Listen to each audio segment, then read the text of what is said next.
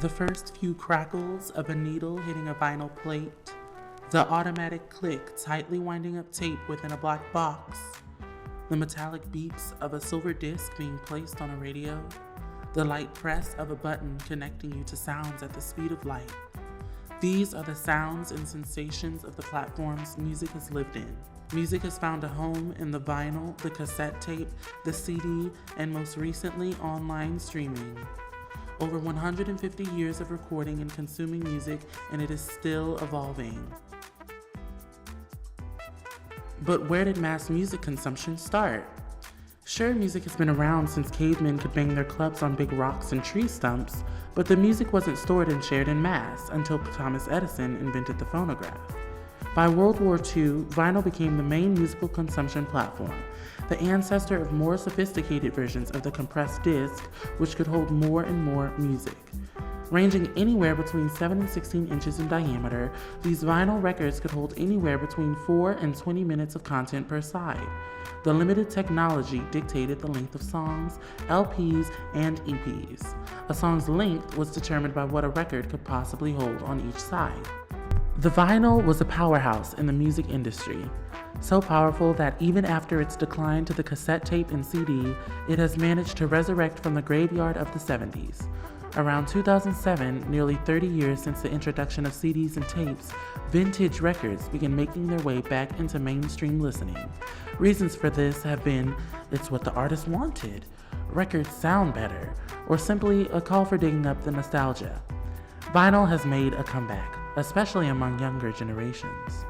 Here in Dallas, Texas, a beloved record dive is leading the movement to preserve the history of physical media storage and listening platforms. Top 10 Records has been around since 1956, making it the longest-running record shop in the area. People are familiar with its diverse collection of classic and new music, but Top 10 Records was put on the map in 1963 when Officer J.D. Tippit used the shop's phone to make a mysterious phone call before he was killed by Lee Harvey Oswald 45 minutes after President Kennedy was assassinated. The phone is still on display for shop visitors to look at and remember an important part of Texas and American history. Top 10 Records, now operating as a nonprofit, is actively involved in supporting local music by hosting intimate gigs. Top 10's newest mission is to educate the public and preserve physical music media such as vinyl and cassette tapes. Just recently, the record shop received grant funding from the Dallas Office of Cultural Affairs and the Texas Commission for the Arts to continue its fantastic contributions to the community and cultural music history. Hey, I'm David with Backline here at the historic Top 10 Records, the oldest record store in Dallas. Let's go take a look. I'm here with Mike Polk, the former owner of Top 10 Record Shop. Can you tell us a little bit more about Top 10 Records? Well, it was started in 1956 by the original owner, J.W. Stark, called Dub. When you say with Top 10's Records, what was the business model early on and how it's expanded to now? Well, we were just a record store, operated as a record store, but the first years I've had it, we were country, and so mostly just country western. Oh, very. And then when KNON came on, the radio station KNON came on the air, they had a Latin Energy show called the Latin Energy Show Monday through Friday, and we switched over to Tejano freestyle and oldies and rock and roll until the end of 2017 when it was turned into a nonprofit. What were Top 10 their most successful years? Probably in the late 80s and the 90s when the Cowboys were winning and rock and roll was strong. King. Yeah, it was king, yeah. That's so cool. And the store, Top 10, was always a Billboard reporter, so we had a lot of the artists come by in those days when they come out with new records. For instance, Gregory Hines had been through the store, Emmylou Harris, Mickey Gilley, Righteous Brothers, and a group called Fat Boys. They were a rap group in those days. So they made sure that all the artists come by the store. So that was the best time. Have you seen any surges in record sales since vinyl has kind of taken over and come back a little bit? I think so. In the store here, we're more of a collectible store than we are mainstream new stuff coming out. So, yeah, and the vinyls get, it's a comeback. Klein here with Lily. Would you mind telling us a little bit about Top 10 Records? Yeah, Top 10 Records started on Davis Street and moved to this location. And we moved here in 1956. and we can prove that through a listing in the white pages. And that's when the famous phone was installed, and it sold primarily records, 45s, 78s, and 33s, right? Or 12 inches. And then over the years, it changed along with the business of the music media industry, right? Okay. So for many years, they had CDs, cassette tapes, 8-tracks. And with each chapter of the organization, the media has changed as well. Would you tell us a little bit more about the phone and how that history is linked to Top 10 Records? Right, so the phone was installed here in '56. That's when we got the last 4 digits of the number. And back in the day, the first 3 numbers of a telephone told you what neighborhood you were calling, right? So this is Whitehall Exchange, which is the WH Exchange, which is 942. So that's how we got the 214-942-7595. And many years later, in 1963, right, in November, Officer J.D. Tippett came in here to make a phone call. We don't know who he called. It rang 7 or 8 times. Nobody picked up, and he was very frustrated. I suppose that's what they said, as witnesses said. And within the next, really, half hour, he was shot dead, allegedly, by Oswald on 10th Street. And we've paired with the Dallas Municipal Archives. They've given us a binder here of information about that day and the crime that occurred there, so we can help educate people about J.D. Tippett. I think sometimes he's overshadowed by the different characters in that story, but he was a local beat officer and somebody who lived and worked and was raising a family in this neighborhood. So. But just as video killed the radio star, cassettes and CDs did the same to vinyl. With the 8-track tape and the increasing rise of the Walkman and stereos, vinyl saw a quick decline in the early 80s. However, what killed them even faster, and I mean fast, was the introduction of the compact disc, aka the CD. The 1990s were edgy and disruptive, and in many ways, just like the CD. In fact, up-and-coming grunge and punk bands were some of the first to hop on board and abandon vinyl, and the rest followed suit. With a whopping 80-minute track list and extra information on the artist and album, the CD quickly became the most popular method to consume and enjoy music. Everybody who was anybody had their own CD collection. The CD made its way around the world, officially establishing it as the only way an artist was to release music. But this way of releasing music only helped artists and musicians who were tied down to record labels. Smaller artists were struggling to get their music heard. Unfortunately, your next-door neighbor's garage band was not getting their CDs exported everywhere. By 2000, the vinyl essentially died, put to rest by glossy CDs. Labels such as Columbia stopped producing vinyls and pushed the CD format well into the 2000s. It was hard to imagine anything better than waiting for the latest Britney CD at the record store, only to open and flip through the booklet. The good old days. But those days would not last forever. With the turn of the millennium, there was a new contender on the rise, the illegal streaming service Napster, a celestial music box of endless free music with the download speed of a turtle. How long would you wait to avoid buying an entire album with at most 2 songs that you enjoyed? That was life in the early 2000s, bouncing to Napster, to LimeWire, to whatever the heck came after that. Lawsuits were filed against the illegal streaming websites, and sometimes even against kids who were just trying to get their hands on Nickelback's How You Remind Me. But Napster was just the beginning of the music revolution. At the same time as MP3 formats were making headway, Apple unveiled their greatest work. The first iPod was released in 2001, shortly after the iTunes Store, the revolutionary online music store that allowed audiences to not only purchase full digital albums, but also individual songs. No longer were you required to buy all the songs in an album when all you really wanted to listen to on the album was Promiscuous Girl. Later features allowed users to shuffle music and find songs on Discovery, allowing people to discover new artists and new songs. It was truly a new era that lasted a decade. But across the globe, in the small country of Sweden, another contender arose. In 2011, the game was changed with the US launch of a little-known platform called Spotify, so obscure, right? That allowed pure discovery of new music and 24/7 streaming of over 50 million songs. There was no one to beat Spotify for 2 years until Apple Music, the death throes of iTunes trying to make up for the decrease of online sales. The two platforms have been back and forth via tweets and business plans. Excited to be here on the square here in Denton, Texas, where we're going to be asking people what their favorite music platform is, whether it's Spotify, Apple Music. We're excited to know. Hi, guys. How are y'all today? Doing well. Would you like to answer a question about Apple Music, Spotify, kind of your music preference? Okay. Thank you. Okay. I'm going to attack somebody next. Just going to... Okay, so when we're listening to music, what do we prefer? Did you say Spotify? Because I think I heard Spotify. Yes, Spotify. Okay, what do you prefer about Spotify? I like the accessibility of it. Okay. Have you tried anything different as far as like Apple Music or Pandora or anything like that? I am familiar with Pandora, YouTube too. Okay. But Spotify's just kind of done what it works for you? Yeah. Awesome. Oh, and what's your favorite kind of music? I like alternative a lot lately, yeah. Okay. And favorite band? Coldplay. Nice. Awesome.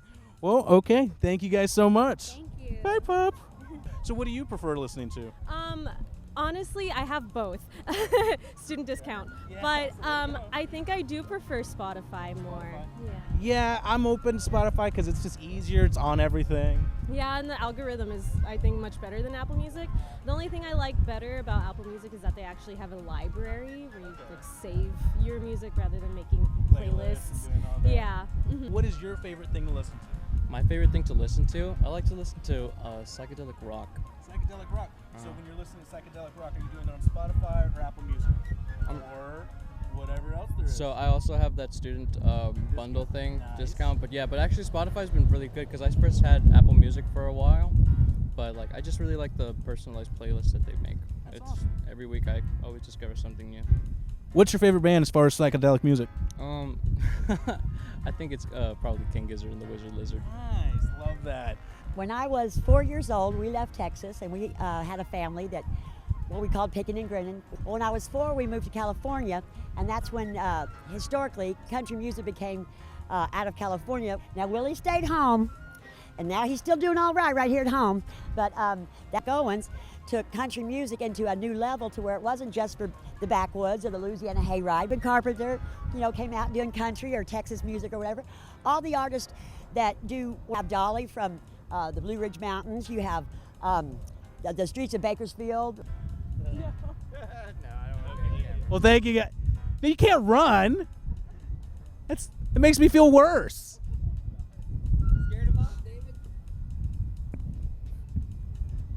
Austin, being Texas, y'all, put out Nugent. We had Stevie Ray Vaughan. We had, of course, Willie and all those, the Highwaymen and everything. If we want to have, like our Golden Triangle, you've got New York putting out music, you got Nashville putting out music, you got the West Coast putting out music, but don't forget Austin, because then you've got all the nice ways. God rest him, Charlie Pride.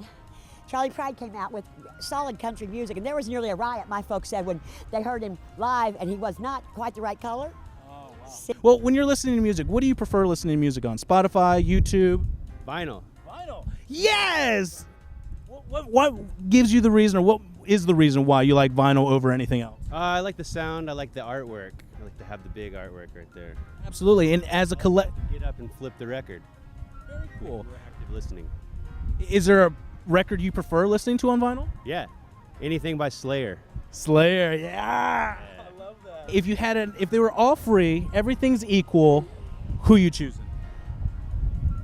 Spotify. Sticking with it. It's a good platform. It's a good interface. All that. Yeah. And you get the end of the year results. So you see music you've listened to in the past. Yeah, definitely. Awesome. Pandora, YouTube, Apple Music.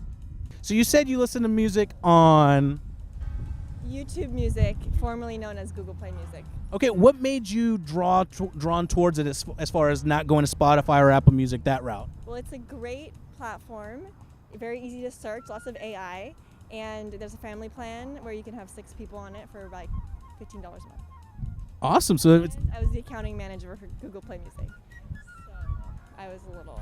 You got a little bit of insight in it. Yeah, exactly. Well, thank you. You're one of the first ones to say something that isn't Spotify or Apple Music. So. I know, there's not very many people that listen to it. It's a hidden secret.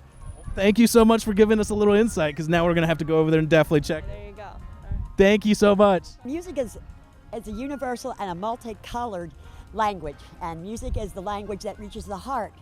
Because when you can turn all the lights out, you can still see and feel and hear the music, you know, so all kinds of music needs to be all kinds of places, but it has to put out a message, because that started in the 60s. I think that music is something that we can all get along with. From this country especially, and then other countries too, and worldwide, music is going to be the thing that's going to get us through.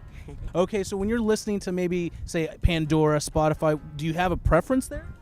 Spotify definitely, because they have like the student discount, and I like the layout. Because Apple Music is like too bright, like all white. I don't like the color scheme. And like Spotify, they make playlists for you, and like they do all types of stuff. And then every year you get like your year in review, and it's like all the music, like songs that you were listening to a lot, you kind of forgot about at the end of the year. It's like, yo, remember that song you were listening to like 20 times a day for like 4 weeks? I'm like, oh snap. Yeah. So it's like, I love Spotify for that reason. Oh, that's awesome. So would you say the algorithm just works perfectly to what you tailor to? Oh, dude, to be honest, like the Spotify, like the Discover Weekly on Spotify, like they really just be putting me onto like some gems for real though. So yeah, no, I like Spotify a lot. Very awesome. Shout out to Global Octopus. Check us out on Spotify, Apple Music, everything like that. We've got a song called Grieve Today for Tomorrow. It's a sad bop. You know, if your girlfriend just broke up with you and you're like in your feels, go listen to that for sure. But like, you mentioned something about making music. What do you kind of do whenever you're kind of discovering where to put music and how to discover how to put it on Spotify? What's been the challenges for yourself? Well, because I'm an unsigned artist, so I don't have somebody to do all this for me. I've been doing a lot of research, and nobody's gonna know about you if you're not on Spotify, because that's one of the main platforms that people use, myself included. So you have to go through another company that'll do it for you and release it on like iTunes and all kinds of other stuff for you. And it's changed that way, where you have to put in more money. Like I personally have to put my money and invest in myself and my music, because there's not a label that's gonna do it for me as much anymore because of streaming. So in that, when you see those challenges, is there also a benefit and also having to be able to like be in control of that, and that's not some other people in there kind of meddling? Yeah, actually, I'm gonna get all the royalties based on it. I'm just paying like a $20 a year subscription to get my music out there, and they don't take any of my royalties. So if something does blow up potentially, which would be cool, I would end up getting that money. That's so awesome. And your name again, ma'am, for anyone listening that might be able to go listen to Spotify? It's Molly Ramsey. My album is I'm on my way. Thank you so much, guys, and you guys have a great Saturday. It's been awesome talking to each of you. Right. Thanks, man. You too, man. Thank you, guys. Oh, puppy! Would you like to answer a question about Spotify? Do you like Spotify, Apple Music, Pandora? That's a Pandora pup. Pandora pup. As Spotify and Apple Music hash it out, we see how the music industry has forever been changed by the birth of online streaming. Streaming gave way to new ways for artists of all calibers, big or small, to release music how they want to. Artists with little to no resources now have the opportunity to release music without the help of being signed to labels like Sony or Columbia Records. The streaming era brought death to the importance of albums and singles sold, but revived an aspect labels have forgotten: individualism. Music was being catered to the musician and the audience. Artists like Charlie XCX and other non-traditional musicians can release singles, albums, or whatever the hell they want. Music is catered by the individual, whether it be the artist or the streamer. Music has been moved from disc to disc, cassette to cassette, to literally out of thin air. But where will we listen to music in the next few years? To what we know, this isn't even music's final form.